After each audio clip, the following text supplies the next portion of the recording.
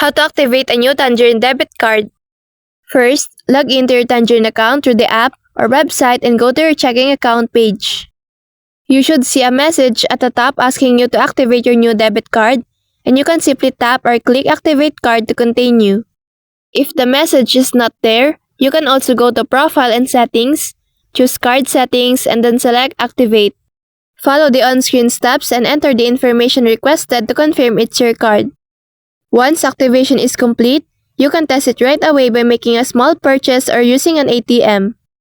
Remember that your PIN comes in the mail separately, so keep it handy when you start using the card.